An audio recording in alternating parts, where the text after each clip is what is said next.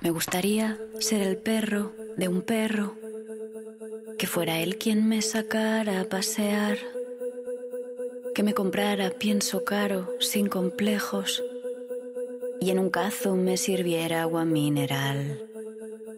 Porque si yo fuera una perra, todos estos miedos se disiparían y viviría en armonía y libertad. Creo que toda mi existencia sería mucho más amable y liberal. Esto de nacer mujeres en el tiempo de despentes es difícil, no sé por dónde empezar. Si yo pudiera ser perra, por favor dejadme serlo.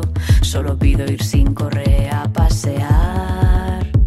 Yo nací para ser perra, por favor dejadme serlo. Pero no quiero llevar nunca el bozal. Que si tengo la cabeza en otro lado los domingos, me dejéis que me apalanque en el sofá. Que si yo ahora fuera perra, juguetona y muy amable, no tendría estos problemas de ansiedad.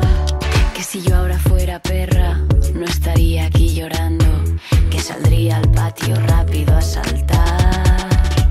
Sin embargo, soy humana y me he quedado aquí encerrada, componiendo cancioncillas sin parar.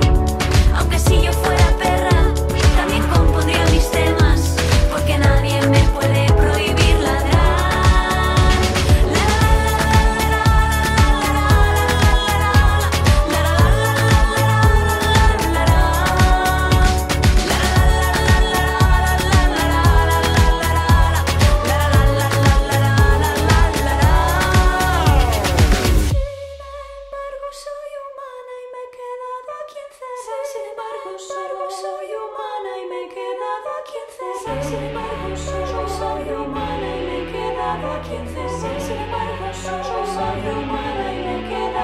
Sin embargo, soy humana.